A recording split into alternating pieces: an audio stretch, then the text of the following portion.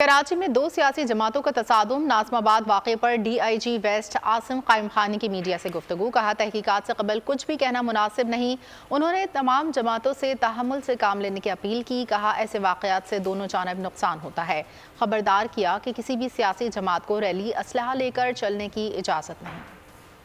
Investigation کے process میں بات کرنا مناسب نہیں ہوگا کیونکہ چیزیں ابھی میچور ہیں اور یقیناً فائرنگ تو ہوئی ہے، اور فائرنگ ہوئی ہے تو فائرنگ کے اندر دیکھیں گے کس طرف سے ہوئی ہے، کیا ہوا ہے۔ تو اس میں تمام پولیٹیکل پارٹیز کو میں ریکویسٹ کروں گا، تمام سینئر لوگوں کو پولیٹیکل پارٹیز کے ہیں کہ اپنے جو فیلڈ کے جو لوگ ہیں انہیں تنبیہ کریں کہ اس طرح کی ایکٹیویٹیز سے ابسٹین کریں۔ کسی بھی ریلی کے اندر، کسی بھی جلسے کے اندر اگر ویپن دیکھا گیا تو اس کے اوپر بھی ہم انشاءاللہ پراپر لیگل ایکشن لیں گے۔ جو بھی اس طرح کی ایکٹیویٹیز میں انوالو ہوگا اس کو بالکل کیفے کے بات تک پہنچایا جائے گا، اس کے خلاف پراپر لیگل ایکشن ہوگا اور کسی کو اس پہ نہیں کیا جائے گا۔